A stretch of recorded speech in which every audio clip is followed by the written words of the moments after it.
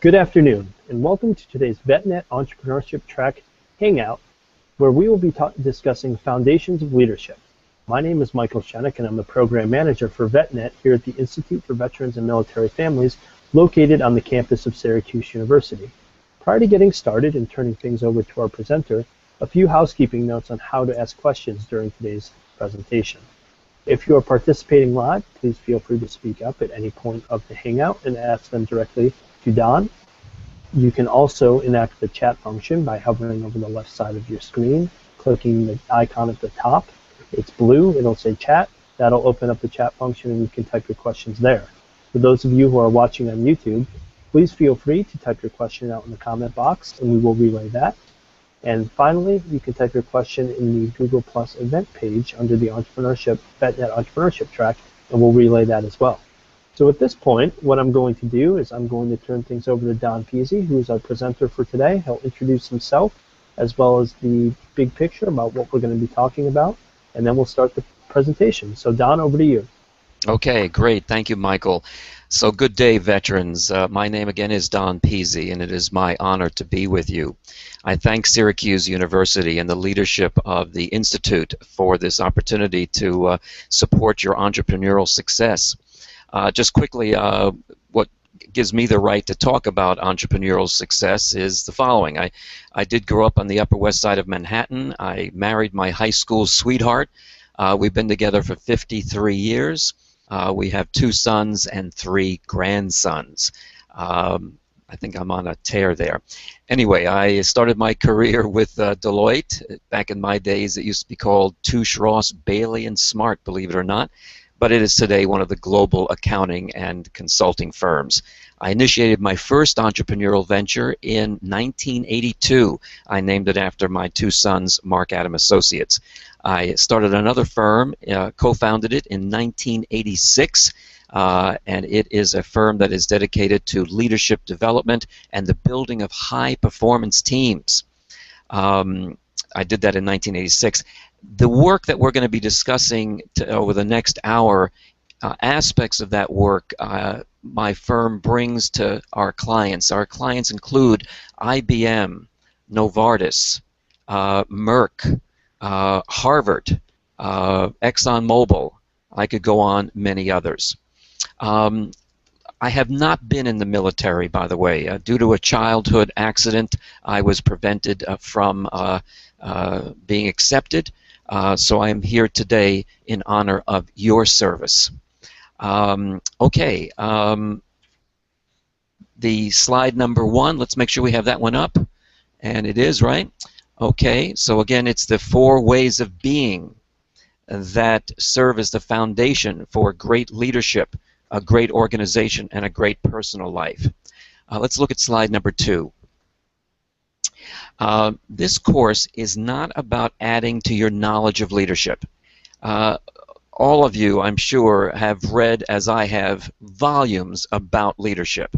But the issue of turning that knowledge of leadership into the actual exercise of leadership has always been somewhat elusive. As you know, true leadership is not derived from title, position, or authority. Slide 3, please. To be a leader, you must be able to lead and exercise leadership effectively with no title, no position, and no authority. For example, you will fail as a leader if you cannot lead up. That is, if you cannot exercise leadership in dealing with those you report to.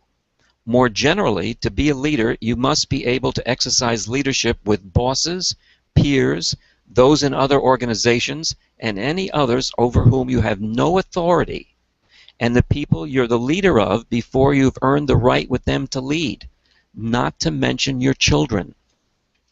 All right, the material I'm going to review with you over the next hour is a small part of a course designed to give students actual access to leadership and the effective exercise of leadership. As I mentioned before, there's so much we can read about it, about leadership, but putting it into practice, again, is another game. The information we're going to be going over, again, is part of a larger course, and that course has been given at the U.S. Air Force Academy, their Center for Character and Leadership Development, the University of Rochester Simon School of Business, Texas A&M, University Mays School of Business, and the Geisel School of Medicine at Dartmouth College. Slide 4, please. The research project that led to the creation of this course originated from the authors. So I am, again, just a mere messenger and a practitioner of their work, bringing their work properly tailored for use in the corporate suite to the support of my clients.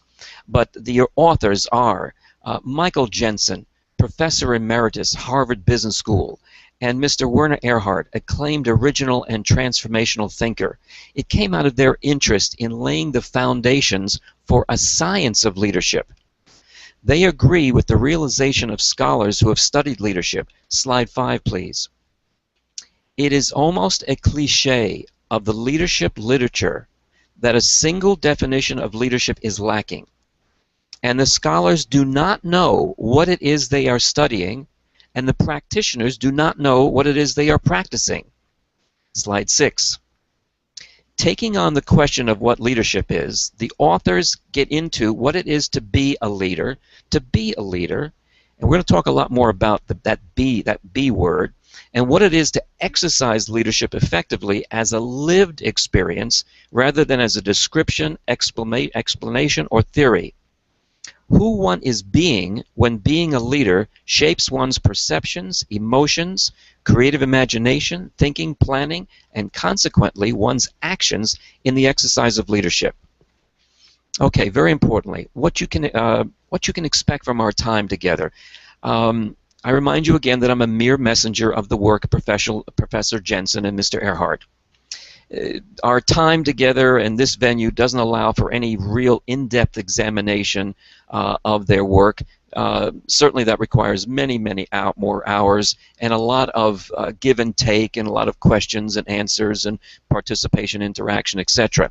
But I will provide you with some interesting thought-provoking insights into leadership and offer perspectives which I promise you can put into use almost immediately in the enhancement of your own leadership and, very importantly, the enhancement of the leadership all around you. We've used this work for companies, as I mentioned, like Merck, like Novartis, who have a need to bring their staffs, the quality of their leadership to a new level quickly. Quickly is the key word. And certainly this is all then about building high-performance teams. Okay. Slide number 7. As we go through this and you have questions, certainly let us know. But if this gets your interest for an in-depth examination of this work, please visit the SS, that's S as in Sam, S as in Sam, R, Richard, N, Nancy. That stands for the Social Science Research Network, their website, and search under Michael Jensen or Werner Erhard. Okay, Michael, do we have anyone to interact with? Anyone that I can ask to ask me questions? At this point, I'll ask Jim to just take a look out and see how many viewers we have on YouTube, but we have no live viewers at this point, though. Okay, I got it. And so if they are on YouTube, which we'll know soon, is that right? Yes, sir. Okay, great, because I do want to see if there's any way I can interact with anyone. Would they be able to interact with me, Michael? So the way that they would be able to do it is relay questions to you via the comment box on YouTube, and then we can, so if you have questions, you can pose questions on air, and then what we would do is have those individuals type their comments. So right now we have 3 viewers who are watching out there, so please just direct your questions to them, and we'll ask those viewers to respond with any questions or comments that they have, and we'll relay them to you. All right, listen, 3 viewers, great to have you. Please, if you feel so moved, I ask you to consider this. If your teenage son or daughter, let's say age 10 to 13, say to you, Mom, Dad, I want to be a leader.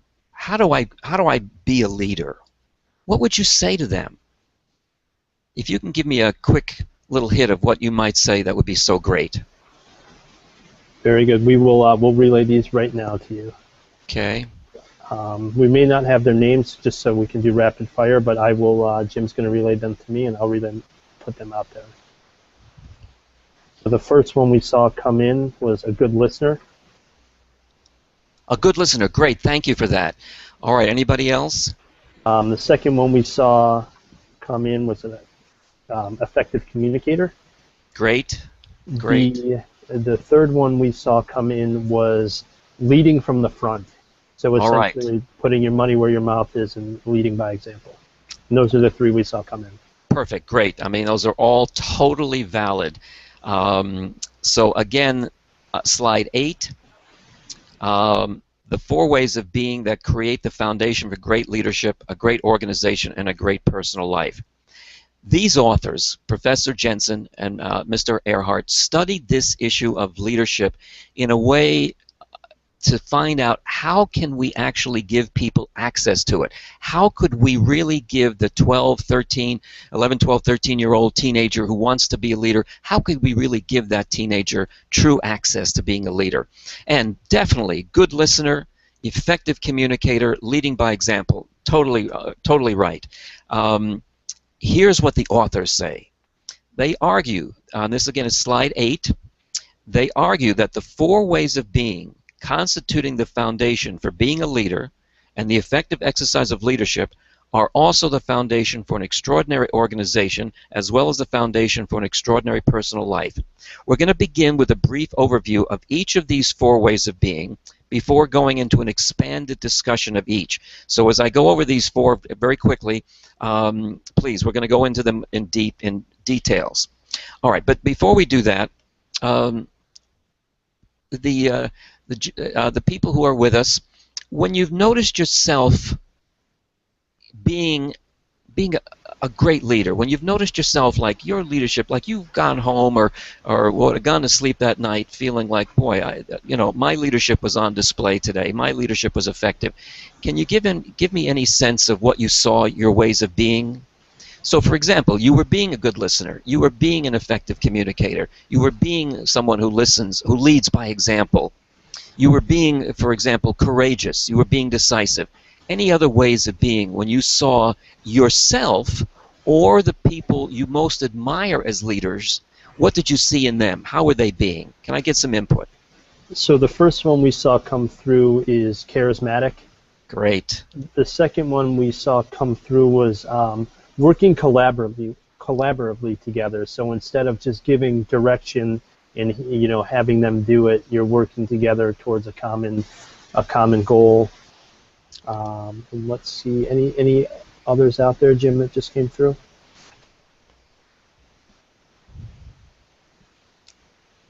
Let's see. We will relay that. Yeah, I'll keep looking. We will relay any additional ones. Okay, all right, great. So thank you for the charismatic and collaboration input.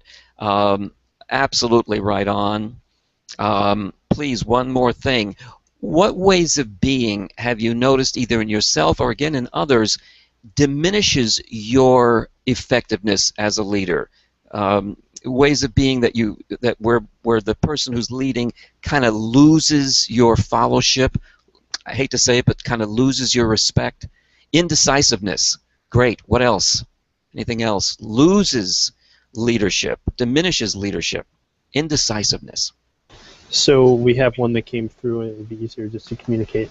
When you say one thing and you do another, for instance, you schedule a meeting and you say we're going to be focusing on this task, yet your team looks over and sees you looking at a completely separate and different task than the one that's at hand. Let's see, poor scheduling is another one that came through. So setting out an agenda and then completely deviating from that agenda and, again, the task at hand. Okay, so thank you for that. So the input you've given comes from your life experience.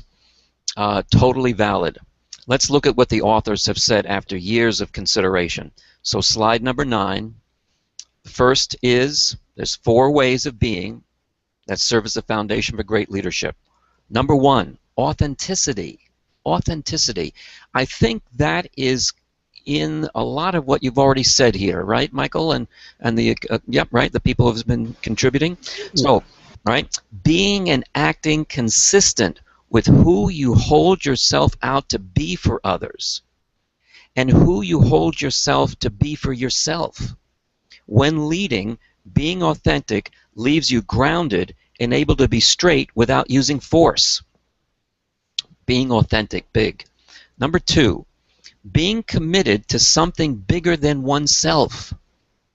As I go through these 4, think about yourself speaking to the teenager, that 11, 12, 13-year-old, or someone in your staff, you're in a circle who's new to leadership. Think about giving them access to leadership through these 4 ways of being. So again, slide number 10, being committed to something bigger than oneself.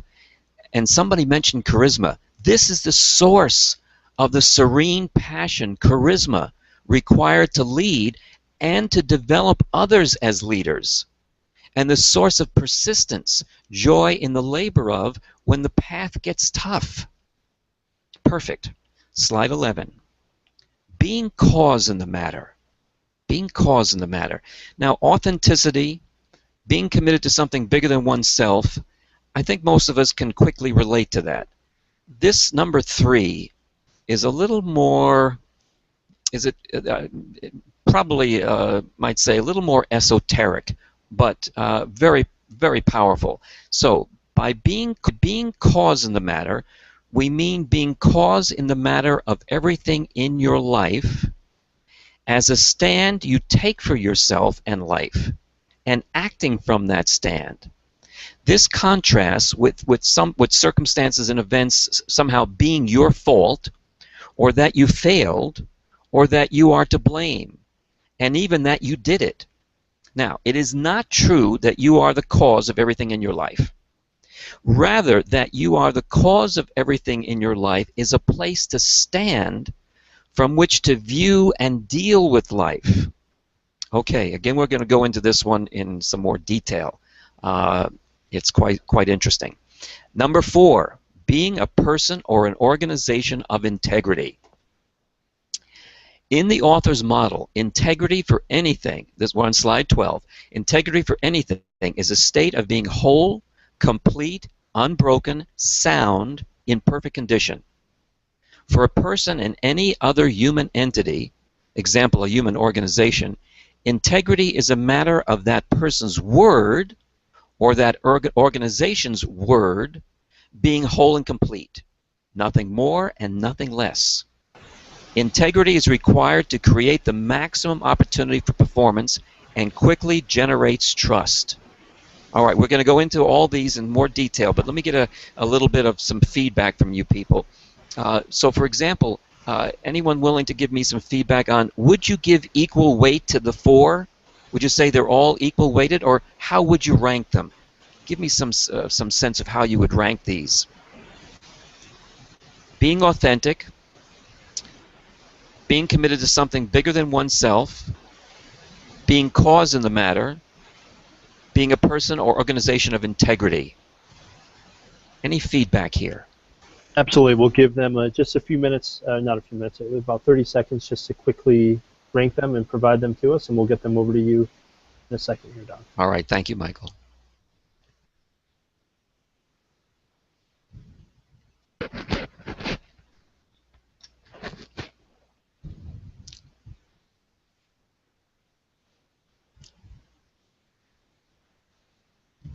Mike, you're muted.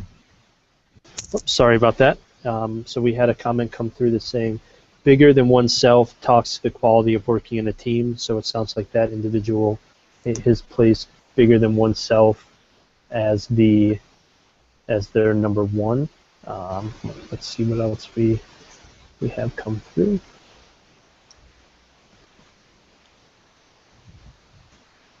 Okay. So the next person that we had said authenticity, then integrity, followed by, let's just make sure I'm reading this right, followed by being committed to something bigger than oneself, and then finally, what was the last one? Being cause in the matter. Got it. Very good. Thank you all. I had a family member who unfortunately fell into a drug addiction. broke everyone's hearts. And where I'm going with this is that his father asked me to work with him. Now, there's all kinds of drug addiction clinics and support groups, etc., and he'd been through a lot of these and whatever. Where we had success, and I don't know if this is universal, but where we had success is I had him build his relationship with his word. I had him build his personal expression of integrity. I had him start with by hours. For the first, for 1 hour, I would ask him to just everything he would say, anything he would say, that he would just keep. His word would become like sacred to him.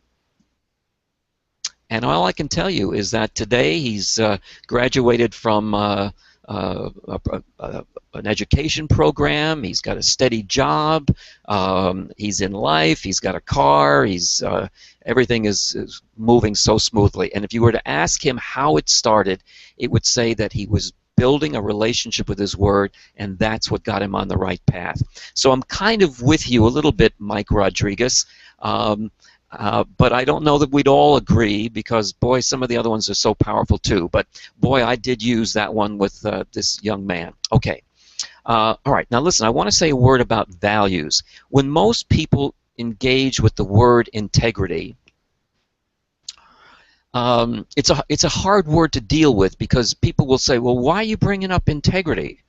They become a little bit like defensive. Why is something off with my integrity, or whatever? Or you can literally have someone say, why even bother? I remember speaking to a CEO once, and they were recruiting a VP of marketing, and someone in the room said, and we got to have someone who has high integrity.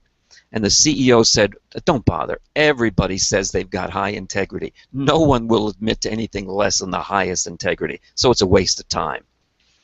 And where a lot of that is a problem is that integrity is viewed in general as a mixture of, yes, keeping your word, but also ethics and morals. So the person who's have the high integrity is someone who's got high morals and principles and keeps their word. In our discussion for direct access to the power of integrity, we're not going to use values. We're not going to use what ought to be and the way things should be. We're not going to use ethics and morals. We're going to go straight to the author's definitions. Now, so we are not concerned with values. We are not concerned with what ought to be, or said in another way, we are not concerned here with what is considered good or opposed to bad, or right as opposed to wrong. The authors advocate these 4 principles not because they are right or even righteous, but simply because they are in each individual's personal self-interest and in each organization's self-interest. Okay, slide 13. These insights into the actual nature and function of the 4 elements of the foundation for great leadership, great organizations, and a great personal life create workability. This is what we use in building high-performance teams. They create workability, trust, peace, joy, and private and social value. They provide a path for individuals, organizations, and societies to realize much of what people generally think ethics and morality produce. And if we look at the state of the world around us, obviously that latter path has not worked. Okay. Slide 14. And again, this is the details on the 4 ways of being. Oh, but again, any comments on what we've said so far? Any questions on what we've said so far? We do have one from Nate Newton. I'm just going to type it out, and then we'll relay it to you momentarily here. Okay.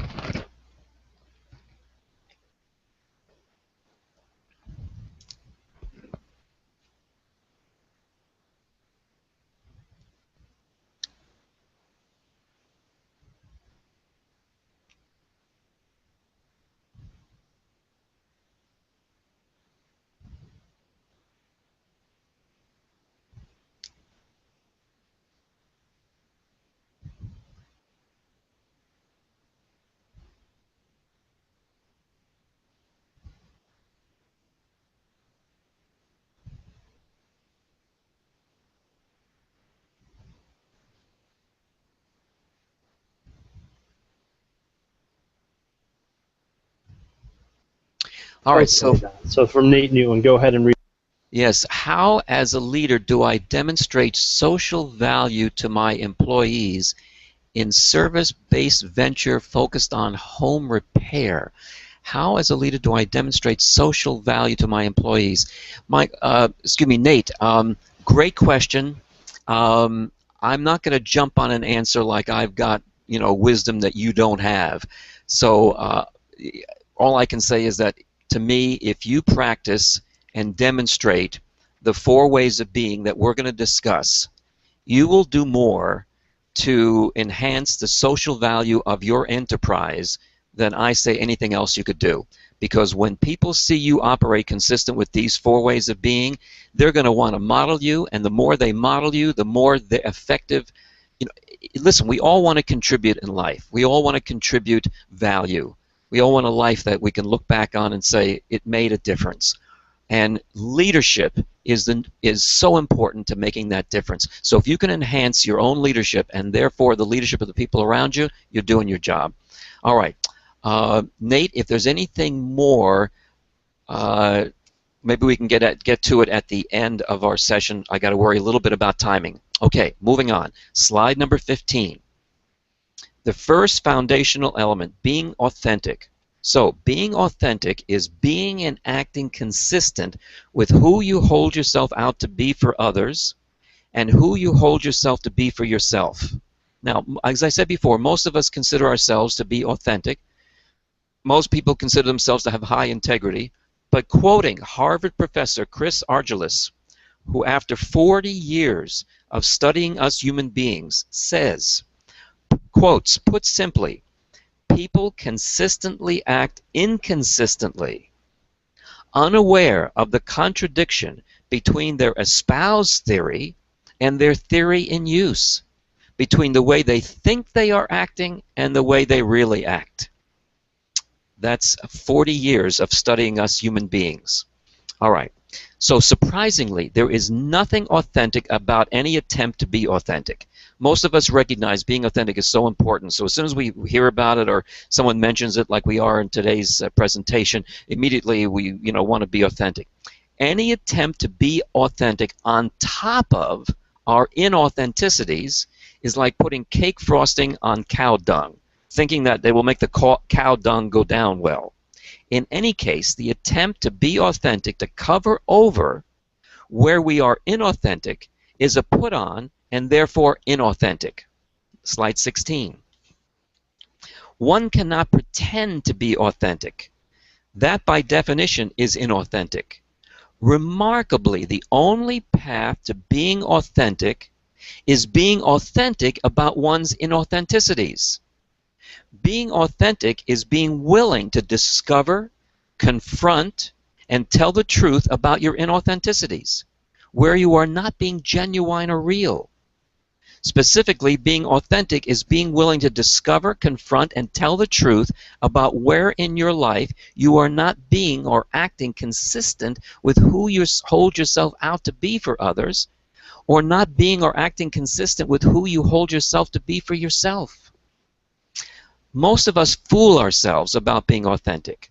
Most of us think of ourselves as being authentic. However, each of us, in certain ways, are consistently inauthentic, and each of us, in certain situations, are consistently inauthentic. Okay, so please, give me some examples of where you've noted yourselves or others being inauthentic. Can I get some feedback, Michael? Yes, sir. We Get will that one. Take a look, John. So the first one we saw come up with was office communications. So I'm assuming so that comes from Megan O'Hara. I'm assuming that talks about the water cooler talk and kind of the that sort of thing. Interesting. All right, great. Whereby we're talking about each other. We're saying negative things about each other. Yes, that's my interpretation, is that it is speaking ill of other employees, gossiping, or speaking ill of leadership within the organization. All right, clearly inauthentic, because you wouldn't Oh, another person saying passing the buck. Okay, great. But you wouldn't, so in that communication at the water cooler, what I'm hearing is that you wouldn't say that to the person directly. You're kind of going back behind their back, and you're being, and then when you're with that person, you're being one way, but when you're not with them, you're being another way about them. So inauthentic. So that's great, because the game here is roles. We all have these roles we play. We play a certain role with, with the janitor, and we may play a different role with the president of the company or a key client. And I think we know about that. And I also know that we so respect those leaders around us who are the same way with everyone. Who if they're talking to the poor person on the street, they have no airs, no pretenses. Same thing when they're talking to the best client. I would assume we all agree with that, right? Okay. So no airs, no pretense is one thing about it being inauthentic. All right, slide 17. Here's some of the authors' in-depth look at this inauthenticity thing. Slide 17. We as persons and in our organizations, whoops, hold on one second, let me go back. Passing the buck. Interesting. So that means that we're deflecting either failure or responsibility to someone else and being inauthentic in what we do for our job and etc. Okay, it's a little complex. I'm going to keep going, but thank you for that one, passing the buck. All right, going back to slide 17. We as persons, and because this might apply to this, we as persons and in organizations desperately want to be admired. For many, admiration is the most valuable coin of the realm. Almost none of us is willing to confront just how much we want to be admired, and how readily we will fudge on being straightforward and completely honest in a situation where we perceive doing so threatens us with a loss of admiration. We will do almost anything to avoid the loss of admiration, stretch the truth, manipulate the facts, hide what might be embarrassing or unpleasant, or even awkward, and where required, plain outright lie. And if necessary to avoid the loss of admiration, we will manipulate situations and people. All right, in situations where being loyal is actually out of integrity, how ready we are to sacrifice integrity to maintain the pretense of loyalty, when the truth is that we are acting loyal only because we fear losing the admiration of our close colleagues or subordinates or bosses. Slide 18. In addition, most of us have a pathetic need for looking good. I can relate to that one. And in certain situations, this shows up as wanting to be liked. I can relate to that one. And almost none of us is willing to confront just how much we care about looking good, even to the extent of the silliness of pretending to have followed and understood some piece of information or presentation when we haven't. I've been there. Each of us is inauthentic in certain ways. While this may sound like a description of this or that person you know, it actually describes each of us.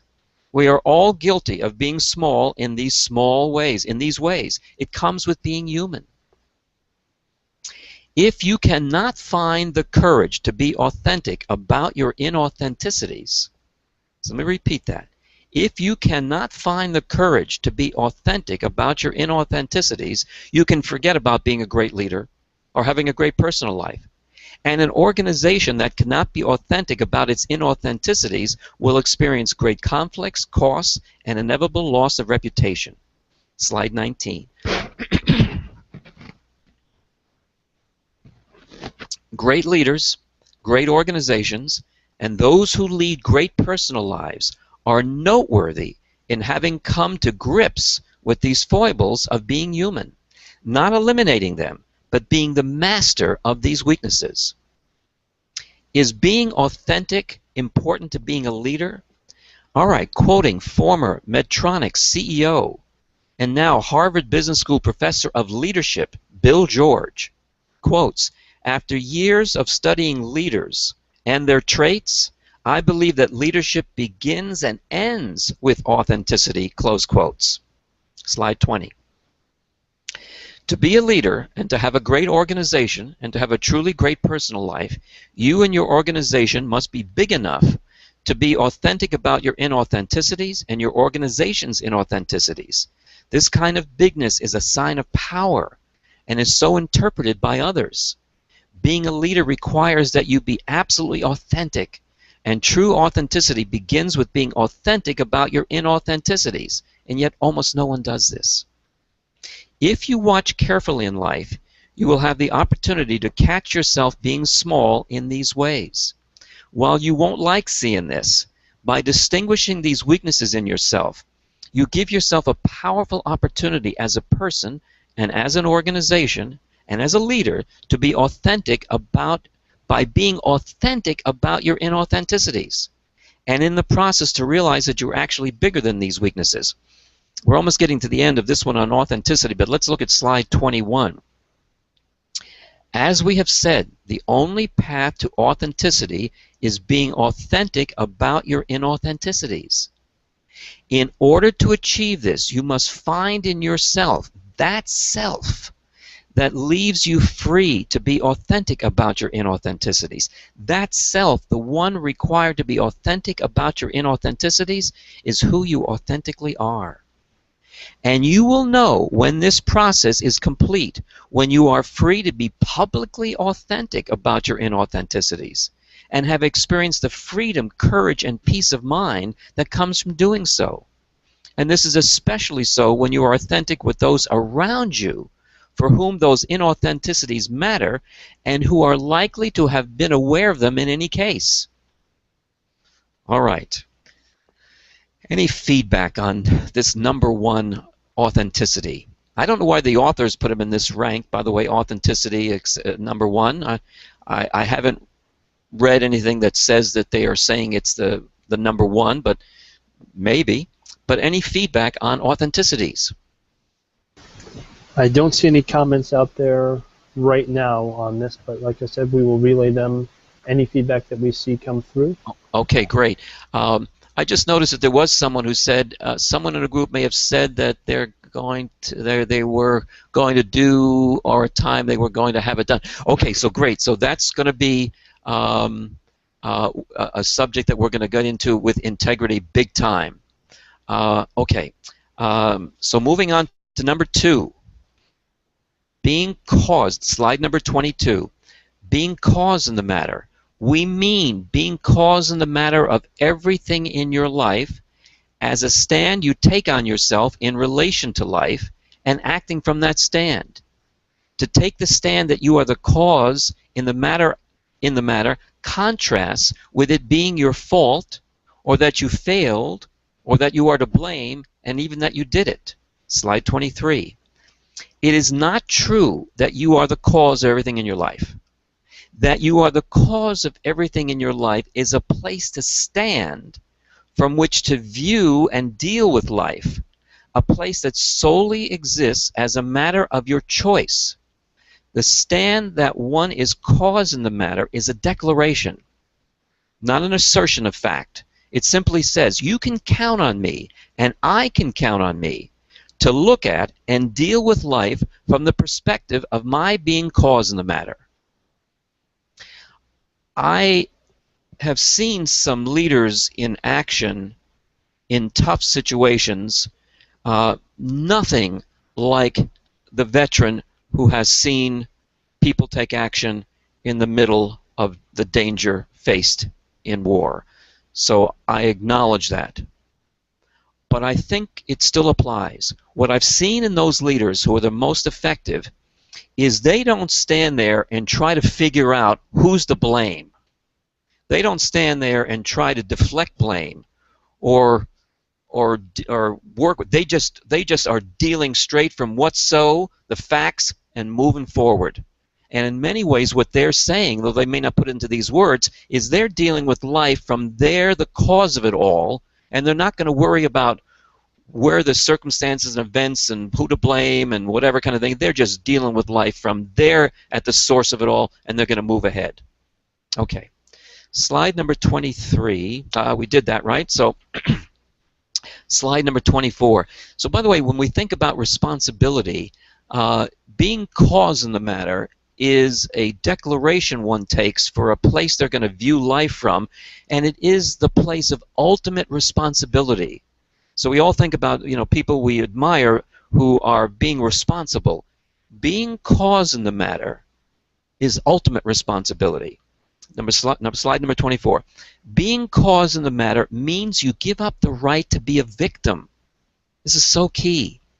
Remember, we're not only looking at ourselves here, but again, what would we say to our 12, 13, 14-year-old child? What would we say to our staff, you know, who are maybe junior to leadership, to get them on board and enhance their leadership quickly? One big thing would be being cause in the matter means you give up the right to be a victim. When you have taken the stand, declared that you are cause in the matter of your life, it means that you give up the right to assign cause to the circumstances or to others.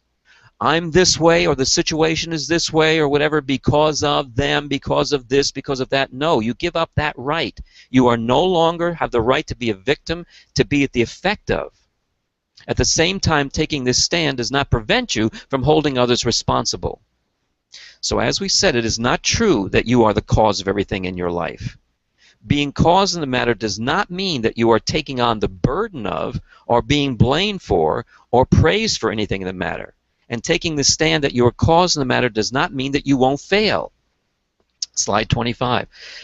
However, when you have mastered this element of the foundation required for being a leader and exercising leadership effectively, you will experience a state change in effectiveness and power in dealing with the challenges of leadership and living a great personal life, not to mention the challenges of creating a great organization.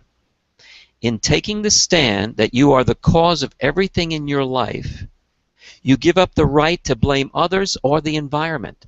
In fact, you give up the right to blame the circumstances for anything that is going on with you or your organization. This is incredibly powerful. All right, any comments on this one? Because this one is a little more esoteric, you might say. It's my wife thinks I'm very deep sometimes, and this is kind of deep, I have to admit. But can you get a sense of how powerful this is? Any feedback? I'll have Jim check, and I'll take a look myself as well. Okay.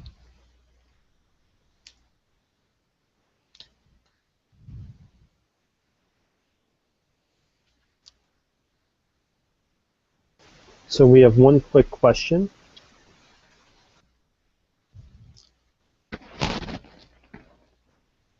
You're muted, Mike. Sorry about that. So we have one quick question, and it essentially goes to the last line in slide 24 that says, at the same time, taking the stand does not prevent you from holding others responsible. So the quick question was, how do I take responsibility while pointing out the areas that may have caused the problem and not directly pointing a finger? Yeah, the authors do discuss this a great deal in their presentations, which again are lengthy and many hours. So I do encourage you, because it's such a great question, I do encourage you to go to the ssrn.com website. My quick take on it is that it's a dual sword. You are there always with this stand of being cause in the matter. But at the same time, it doesn't stop you or prevent you or from looking and seeing where others are responsible for something that happens. But they may deflect responsibility. They may not realize what they did. They may be in a learning curve. They may have all kinds of other dynamics going on. You, though, are always stable. You are always stable in your stand of being cause in the matter, no matter what is going on with them. But to bring them along, of course, you need to enhance their ability to see where they may have learned or made a wrong turn, etc. Okay, again, go to SSRN if you can. Because of the time, Michael, please, and for anybody listening, whatever, I do need to move quickly, so forgive me if I don't give you as much on these answers as you'd like. That's fine. Why don't we just proceed with the slides, and then at the end, if we have any questions, we can address them. All right, great. I see, Michael, that we're at slide 26, and I've got 48, so I'm a little behind the timeline. Would we be able to continue for about a 10 or 15-minute period after 1 o'clock? We should be able to, yes. All right, I'm going to move as quickly as I can, though. The third foundational element, because I think this one is not only key, but it's a quick get. Being committed to something bigger than oneself. What we mean by being committed, slide 26, by being committed to something bigger than oneself is being committed in a way that shapes one's being and actions so that your ways of being and acting are in the service of realizing something beyond your personal concerns for yourself, beyond a direct personal payoff. So key that the leaders that we've seen that we most respect is that they care about us, they care about the mission. They're demonstrating to us very little personal concern. Okay. As they are acted on, such commitments create something to which others can also be committed. So the place where you've got a bigger purpose for your life, a bigger mission for what's going on, gives people around you an opportunity to be also committed to those things and have the sense that their lives are about something bigger than themselves. This is an important aspect of a great personal life, great leadership, and a great organization. So again, to your 12-year-old daughter, being authentic. You'd say to her, being authentic, honey, that's what you got to do. You got to be authentic. You got to be authentic about your inauthenticities. You got to catch yourself being authentic and let people know that you've caught yourself and that you're being authentic about your inauthenticities. Certainly being cause in the matter. We can talk a lot about it, but it means you've got ultimate responsibility for your life, honey. And then this third, you've got to have a bigger purpose than your own, you might say, sniveling quest for survival, looking good, and agreement. All right, slide 27. Being committed to something bigger than oneself is a source of passion. It's a source of that charisma, I think one of the followers mentioned. Without the passion that comes from being committed to something bigger than yourself, you are unlikely to persevere in the valley of tears that it is an inevitable experience in the lives of all true leaders. Times when nothing goes right, there is no way, no help is available, nothing that you can do except to find something in yourself. The strength to persevere in the face of impossible, insurmountable hurdles and barriers. And by the way, every great personal life includes having come to grips with one or more of these profound challenges. I'm sure we've all experienced ourselves and the leaders we most respect in those moments when things were not going well, when it looked hopeless, that they somehow accessed something in themselves, something that came up with an answer or a way out or something that seemed like it wasn't going to be there until they accessed what they were doing here, this higher purpose, bigger purpose. When you are committed to something bigger than yourself and you reach down inside, you will find the strength to continue, joy in the in the labor of. Okay. So here's an example of a valley of tears that almost everyone experiences. Now, it's probably not you, Michael. I don't know of Jim. I can't remember Jim's face. But for the others, I don't know. At some point in your life, because this is me, we will stop measuring time from the beginning and start measuring it from the end. Our perspective shifts from how far I have come to how much time and opportunity do I have left. No matter how good you look, no matter how good you've gotten your family to look, and no matter how much wealth, fame, power, and position you have amassed, you will experience a profound lack of fulfillment, the incompleteness, emptiness, and pain expressed by the common question, is this all there is? I just got my new iPhone 6 Plus. I was thrilled with it for about an hour. Now it's just part of my day-to-day life again. Wasn't enough. Wasn't enough. Slide 28. Let us be clear. There is nothing inherently wrong with wealth, good looks, fame, power, or position. But contrary to almost universal belief, they will never be enough. You know, I know that we all know this. We all know that the car, the house, the job, the corner office, the big bonus, whatever it is, the entrepreneurial success, that we all know that this stuff is not ultimately fulfilling. But it doesn't. But often it doesn't show up in the way we act, and the way we behave, and the behavior models we give to our children. We still look for that house in the best location, the best car, the new new iPhone, the new Apple this, or whatever kind of thing. We still do that. So it's there in our culture. Materialism is still so there. And facing up to that leaves people and organizations disoriented. The fact that it doesn't show up in our behavior, what we say we believe, what Art just says, that we're consistently inconsistent. So no matter how good you look or how much you have personally amassed, it will never be enough to avoid this crisis. All right, slide 29. Dealing with the crisis of, is this all there is, lies in having a commitment to the realization of a future, a cause that leaves you with a passion for living. Being committed to something bigger than oneself is the source of that passion and energy. It's the source of charisma. Every individual and every organization has the power to choose that commitment. There is no right answer to it. It is creating what lights up you and your organization. Michael, is there a mission statement for IVMF? Yes, sir, there is. Do you have any quick words about it? Sure. Let me quickly bring it in. So essentially, it says the IVMF is the first interdisciplinary National Institute of Higher Education focused on the social, economic, education, and policy issues impacting veterans and their families post-service.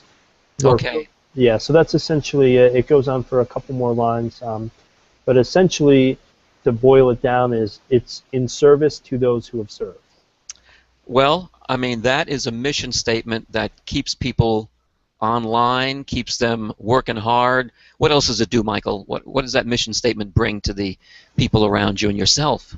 Well, you know what? I think it keeps our team focused on what our task is, but it also communicates externally to folks what our task is. So it clearly defines who we are as an institute and what our purpose is as an institute. Got it. Got it. Very clear. All right. Slide 30. Perhaps some of you have seen this before. I know I have, but I can never see it too much. Let me read this from my heart. Quotes. This is from George Bernard Shaw. Slide 30. This is the true joy in life. The being used for a purpose recognized by yourself as a mighty one. The being a force of nature instead of a feverish, selfish little clod of ailments and grievances complaining that the world will not devote itself to making you happy. I am of the opinion that my life belongs to the whole community, and as long as I live, it is my privilege to do for it whatever I can. I want to be thoroughly used up when I die. For the harder I work, the more I love. I rejoice in life for its own sake. Life is no brief candle to me. It is a sort of splendid torch which I have got a hold of for the moment, and I want to make it burn as brightly as possible before handing it on to future generations. That was from his speech and book, I believe, called Man and Superman. And his thesis was that Superman is someone who, again, is living life from a higher purpose. Okay, just a quick moment. For the three people listening, and for Michael and Jim, take a moment to just consider, do you have a higher purpose for your life? Have you written it down? Is there one? Maybe take just a moment to write down a couple of words that might serve as your bigger purpose. And in your organizations, Michael, Clear, and Jim, that you guys have a wonderful mission statement for the organization, but just a quick second, put down a couple of words that might serve as your personal life purpose.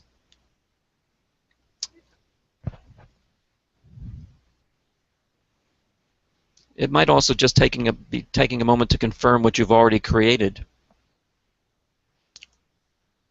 I did a whole course for, I think, 2 or 3 days on creating a purpose for my life.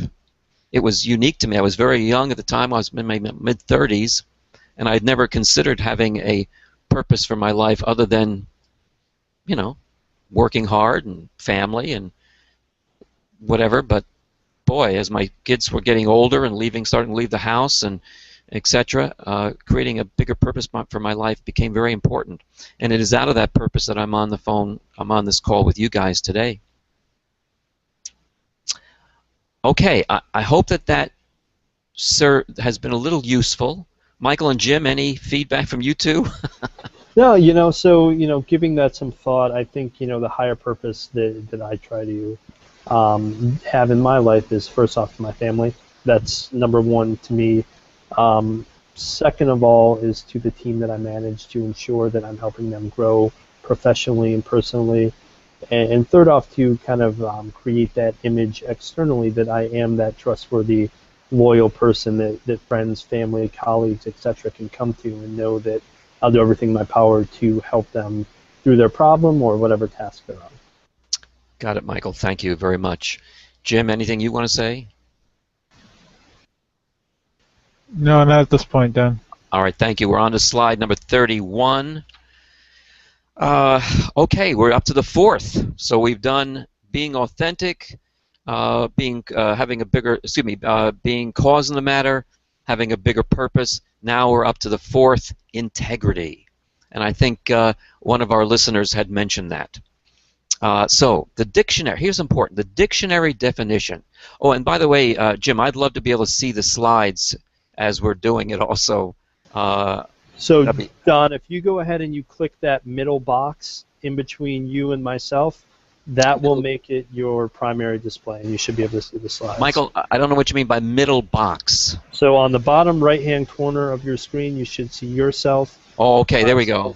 And if you click the one that says I got it. Entrepreneurship Track. Thank you, Michael. I got it now. Great. No problem. All right, good. This way I can read from the screen rather than looking down. All right, so the fourth foundational element, integrity, dictionary definition. This is from the, I believe it's Webster's.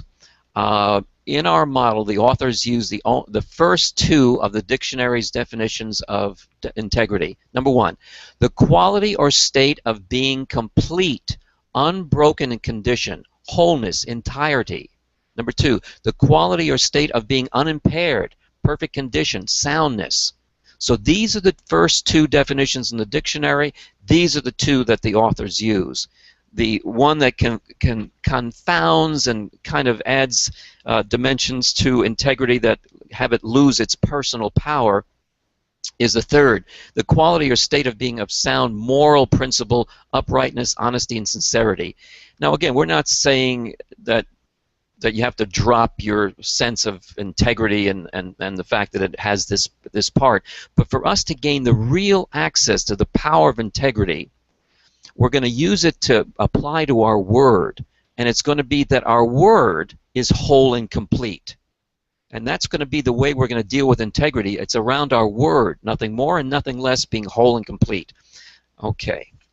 All right, so as defined in the first two of Webster's dictionary, integrity is a positive phenomenon, not a virtue. There is nothing inherently good or bad about being whole and complete. It is just the way something is or is not. It is simply a state of the world. If you think about it as we're going to deal with integrity as the integrity that you look at when you think about integrity of a bridge. Okay. An object has integrity when it is whole and complete. Any reduction in whole and complete results in a reduction in workability. Think of a bicycle wheel with missing spokes. It is not whole and complete. It will become out of round, work less well, and eventually stop working entirely. Likewise, a system, or as I mentioned, a bridge, has integrity when it is whole and complete. Okay, now 32, Jim. The law of integrity states, so here's the law of integrity. As integrity, whole and complete, declines, workability declines. As workability declines, value, or more generally the opportunity for performance declines. Thus, the maximization of whatever performance measure you choose requires integrity. For the purpose of gaining access, again, and maximizing the impact of integrity in our actions, we are not dealing with labels such as good or bad, virtuous or not. In other words, we will not be looking at integrity as a moral or ethical issue. We are instead exploring integrity as a law. Laws are free of value judgments. They just are. Attempting to violate the law of integrity generates painful consequences just as surely as attempting to violate the law of gravity. Put simply and somewhat overstated, without integrity nothing works. Think of this as a heuristic. A heuristic is something you learn and discover and understand only as a result of your own personal experience and utilization. When integrity gets violated, even in petty ways, there's a story of a woman walking down a street where houses are there and there's gardens, and as she's walking down, she, without thinking too much about it, plucks a strawberry from the overhanging vines and gives one to her child and eats another one. And all of a sudden, as she's doing it, she's struck with the fact that she has taken something that doesn't belong to her. Something as petty as taking a strawberry hanging over a fence caused her to engage in seeing how first of all, how she would start to attack herself. Her mind would start to really attack herself. Then she found herself using a lot of her mental energy in justifying her taking of this strawberry, and felt that what kind of model had she given to her child? It created a whole bunch of things from a petty act of taking a strawberry off a vine. We find that a lot of our mental capacity gets tied up in justifying our actions and reasoning and rationalizing our way out of some of these petty actions. If you are, these authors state this, and it's true to them in their own experience within their own organizations, a la Harvard. If you or your organization operate in life as though this heuristic, a la without integrity nothing works, is true, performance will increase dramatically. And the impact on performance is huge. Oh, it's 2 o'clock already, 2:03. Easily in the range of 100 to 500%. Okay, slide 33. Integrity for a person or an organization. In this positive model, integrity for a person is a matter of a person's word, nothing more and nothing less. You are a man or woman of integrity and enjoy the benefits thereof when your word is whole and complete. Your word includes the speaking of your actions, as an action speak louder than words. All right, number 34. Slide 34 should be honoring. There we go. Honoring your word. Now, here's the big thing. The authors put out a model of a new definition, you might say, a new model of integrity, And in that model, while keeping your word is fundamentally important in life, you will not be able to always keep your word unless you are playing a small game in life. So if you're up to entrepreneurial efforts, if you're up to a stretch, if you're up to growth, if you're up to making something happen, you are not always going to be able to keep your word. How many times have you given your word and had not been able to keep it because your boss changed a priority, a client changed a priority, a different situation occurred, and you can't always keep your word? However, you can always honor your word. In this model, you can always honor your word. Slide 35. Integrity, honoring your word, is keeping your word. Now, of course, we all want to do that. But again, when you can't keep your word, or, and here's the important thing, you want to bring people around you and have their integrity quickly rise to a height consistent with your own or your own expectations. This is how you want them to operate. This is the operating practice. This is the practice that everyone can share. This should be in your on your desk. This should be that everyone's got this, so that everyone knows how to deal with the situation where you can't keep your word. So listen, if I give my word to you, Michael, that I'm going to get something to you. You still there, Michael? I lost him here, Jim. Don, Mike had to jump off. He has another test coming out at 2:10, so Okay. I'm going to close out with you. Okay. All right. Great. Thank you, Jim. All right. So again, here's the model. Whenever you will not be keeping your word, just as soon as you become aware that you will not be keeping your word, including not keeping your word on time, saying to everyone impacted, A, that you will not be keeping your word, and B, that you will keep that word in the future, and by when, or that you won't be keeping that word at all. Now, I think it's very likely that all of us on this call do just that. We tell people when we can't keep their word, we tell people when we can't keep our word that we won't be keeping our word, and we set up a new time, for a new agreement for when we will keep our word. But here's the thing. Without the next part, it leaves people incomplete. And the next part is what you will do to deal with the impact on others of the failure to keep your word or to keep it on time. Very few of us do that. I promised I'd get it to you by 3 o'clock tomorrow. Jim, I can't get it to you by 3 o'clock tomorrow. I can get it to you by 3 o'clock the next day. And then I leave you. You say, okay, Don, I got it, I'm sorry, or whatever kind of thing, and then I move on to something else. But where I've left Jim is Jim has to deal with the impact for my not keeping his word on him, and maybe he's given his word to others for what he was going to deliver to them based upon my keeping my word with him. All that now we've left Jim to deal with on his own. So no, honoring your word includes not only that you'll not be keeping your word as soon as you know it, and by when you'll keep it, but also that what you will do to deal with the impact on others of the failure to keep your word. Very important, very big. We're talking about building high-performance teams. This is key to that. Don, quick questions come in. Yeah. So in your example, you used my name, but do you have any tips for that person that's kind of stuck with other people's failure to keep their word, how to respond to that, or how to act in their team or their group? Yeah, you want to get them to get on board with this. You want everybody in your organization to be clear on how important integrity is. Everybody's got that already. But the issue is that if you're going to be up to great things, you can't always keep your word. So now what?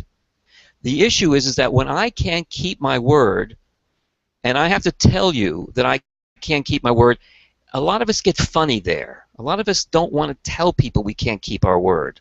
And we kind of skirt by it very quickly. But if you guys will all practice, if the gentleman or person who asked this question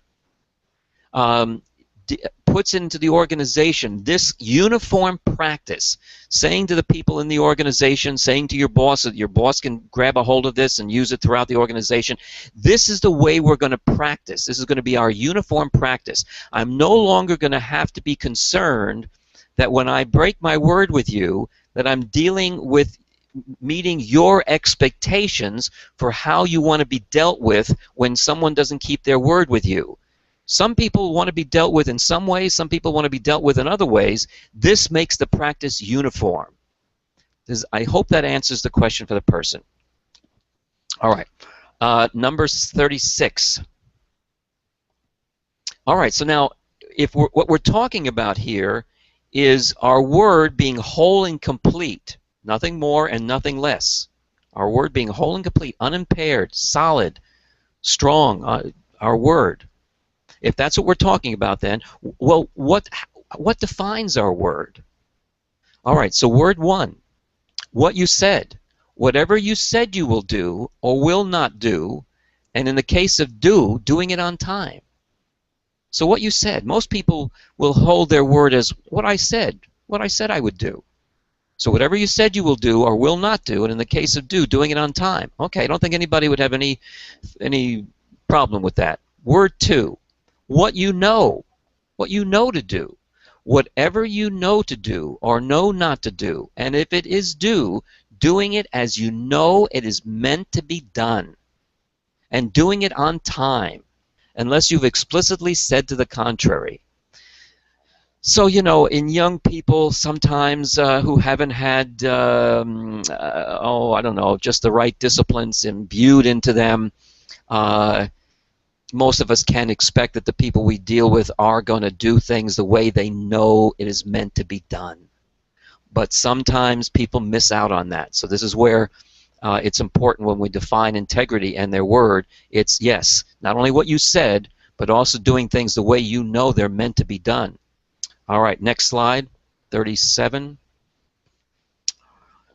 What is expected of you? Word 3, what is expected of you? Now this is very important.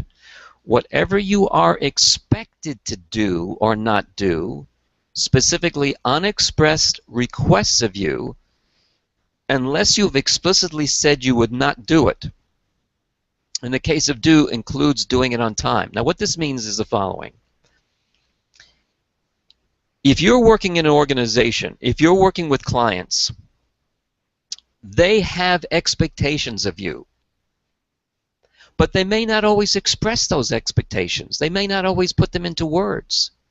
But they're there. And if you don't deal with those unexpressed requests and don't deliver on something they expect but haven't communicated, it's almost as bad as if they had communicated an expectation, asked you to do something, and then you didn't do it. It's almost as bad, maybe as bad. So here's the thing. You've always got to deal in organizations and with your clients with ferreting out, finding out, dealing with, asking about their unexpressed requests of you. It would be simple as going to a client and saying, you know, Jim, you've asked me to do this and whatever kind of thing, but is there anything you haven't expressed to me, anything you haven't communicated about how you view my performance or what you expect me to do?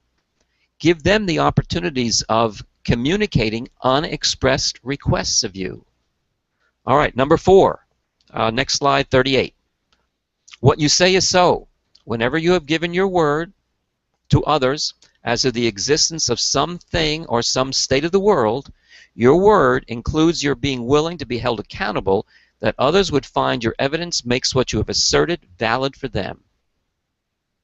So if you're going to say you saw 2 people, you know, on the street breaking into a house or acting in a manner that you considered to be dangerous, when you tell people that, you've got to be saying it in a way that says you're willing to be held accountable that that others would find your evidence makes what you have asserted about those 2 people valid for the people you're telling. Okay, next one, 39. What you stand for, whether expressed in the form of a declaration made to one or more people or to yourself, as well what you hold yourself out to others as standing for. So again, what you stand for. Your word not only includes what you say and doing things the way they're meant to be done and dealing with unexpressed expectations, but also what you stand for. And slide 40, Jim. Slide 40, integrity, word 6, morality, ethics, and legality. So here's where the morality comes in as part of your word. The social moral standards, the group ethical standards, and the governmental legal standards of right and wrong behavior, good and bad behavior in the society, groups, and state in which I enjoy the benefits of membership are also my word, what I'm expected to do, unless I've explicitly or publicly express my intention to not keep one or more of those standards, and I willingly bear the cost of refusing to conform to these standards, the rules of the game I'm in. All right, number 41. So we're coming down to the end. Why is it that almost everyone acts without integrity in one way or another, despite the huge costs it imposes on them? Everyone, including each and every viewer of this piece, sees themselves as persons and organizations of integrity. But here's the bad news. We can say with great confidence that no one, including the authors and me, is a person or organization completely in integrity. That self-satisfied view is one of the causes of the universal lack of integrity in the world. To repeat, the common belief that we have made it as people and organizations of integrity is one of the major factors contributing to the systematic worldwide lack of integrity. I can only tell you that in my own experience, I've been beat around the head and have had to deal with the realization that even though I held myself as a person of high integrity, all of a sudden something happened. You know, you get a parking ticket, you get a speeding ticket, you get something happens, whatever, and you realize my integrity was out, and you know what? I totally missed it. I totally justified it. I just didn't view it as a lack of integrity. I thought my integrity was 100%, and boy, did I find out it wasn't. All right, number 42. Integrity is a mountain with no top, so we had better get used to climbing. In fact, grow to like the climbing, even when people and other human entities, such as banks, corporations, partnerships, and other organizations, have some general awareness of the damaging effects of out-of-integrity behavior. For the most part, they fail to notice their own out-of-integrity behavior. We are not talking about lacking virtue. We mean not being good for their word. What we do mean is people not being good for their word. As a result, they end up attributing the damage from their out-of-integrity behavior to other causes. They systematically believe that they are in integrity, or if by chance they are at the moment aware of being out of integrity, they believe that they will soon get back into integrity. 43, Jim. However, 43. All right, let's see. However, here we go. However, the combination of generally not seeing our own out-of-integrity behavior, believing that we are persons of integrity, and even when we get a glimpse of our own out-of-integrity behavior, assuaging ourselves with the notion that we will soon restore ourselves to being a person of integrity, keeps us from seeing that, in fact, integrity is a mountain with no top. It keeps us in a place where we say, we've got it made, we've got it, we don't need to worry about integrity anymore because we're people of high integrity and it's not an issue anymore. No, it is a mountain without a top. To be a person of integrity requires that we recognize this and learn to enjoy climbing this mountain without a top and be joyfully engaged in the climb. Leaves us as individuals and organizations with power rather than being reduced to the use of coercion. It also leaves us known by others as authentic and as men and women of integrity. Slide 44.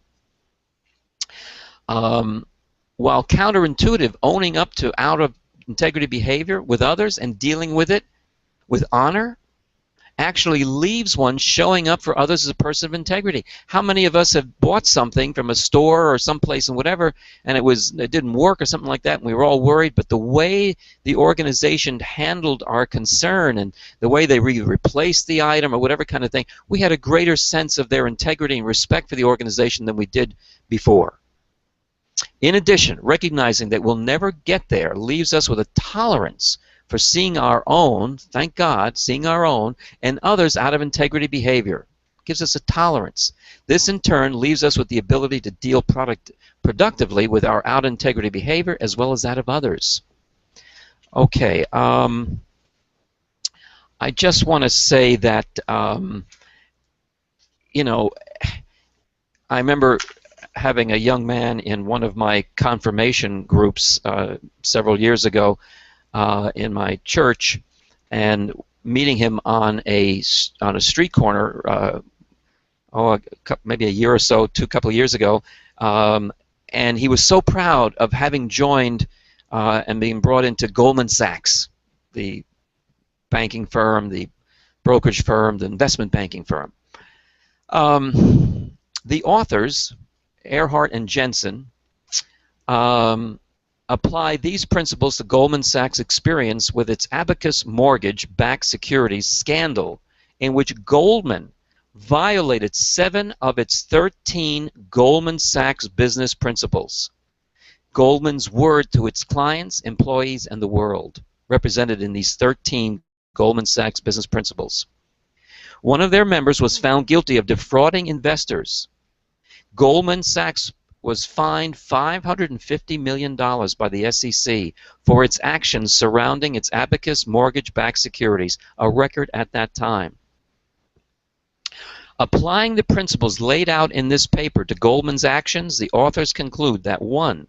Goldman was out of integrity because it did not honor its word, violating in part or in whole 7 of its 13 Goldman Sachs business principles. Number 2, Goldman was inauthentic because it was not true to what it holds itself out to be for itself, its employees, its clients, and the public. And 3, Goldman was not committed to something bigger than itself. The authors could find nothing in Goldman's behavior that indicating that it was committed to anything bigger than itself. All right, slide 46, Jim. So, a picture of integrity. Consider what your life would be like and what your performance would be if it were true that you have done what you said you would do and you did it on time. You have done what you know to do and you did it the way it was meant to be done and you did it on time. You have done what others would expect you to do, even their unexpressed requests. Even if you never said you would do it and you did it on time. Or you have informed them that you will not meet their expectations and their unexpressed requests. And you have informed others of your expectations for them and have made explicit requests to those others. And when you are not going to follow one or more of the rules of the game that you are in, you have informed all others of your intention to not follow those rules, and you willingly bear the consequences of not doing so. And keep going here, number 40. What's the next one, Jim? Okay, great. And so, whenever you realize that you were not going to do any of the foregoing or not going to do it on time, you have said so to everyone who might be impacted. That's key. Everyone who might be impacted, not just the person who you gave your word directly to, but finding out who else is depending upon your word. And you did so as soon as you realized that you would not be doing it or would not be doing it on time. And if you were going to do it in the future, you have said by when you would do it. And you have dealt with the consequences of your not doing it on time or not doing it at all for all those who are impacted by your not doing it on time or not doing it at all. All right, number 48. And we're ending with, in a sentence, you have done what you said you would do, or you have said you are not doing it. You have nothing hidden. You are truthful, forthright, straight, and honest. And you have cleaned up any mess you have caused for those depending on your word. And almost unimaginable, what if others operated in this way with you? So thank you all. I don't know if you came to this call with an expectation of exactly the timing. I apologize for taking us so over. I hope that you have found the author's work to be stimulating. I also trust that there's a couple of things here that you will remember and take with you in your conversations to your 12, 13, 14-year-old when they say, how do I be a leader? How you be a leader, young person, or anyone, is you be authentic. You have a bigger purpose for your life. You be cause in the matter. And you have integrity. All right, Jim, I'm finished. Dan, we don't have any other questions, just some comments. Thank you very much for the presentation. Everybody's kind of on the same page. They took a lot away from it, and due to this being recorded out on YouTube, I'm sure more people will follow up. With regards to that, I'm wondering, is there a way for people to get in touch with you after watching this, if they'd like to in the future? Oh, sure. Is that my email? Does that work? That'll work. All right, so it's one word, Don Pizzi, D-O-N, P as in Paul, I-Z-Z-I. So again, D-O-N-P-I-Z-Z-I, one word, at optonline.net. That's O-P Paul, T Thomas for opt, and then online.net. I'd certainly welcome any interchange on these things in service to the vets who attended this call and anyone who sees it on YouTube. All right, Don, thank you very much. I will post that out for anybody that asks. And, Mike had to step off, but we do appreciate your time today, and thank you very much for the session. It was very helpful and very informational. Great. Thank you, Jim. Thank you, Michael. Thank you, the Institute. Everyone have a great day. You too, Don. Take care. Bye-bye now.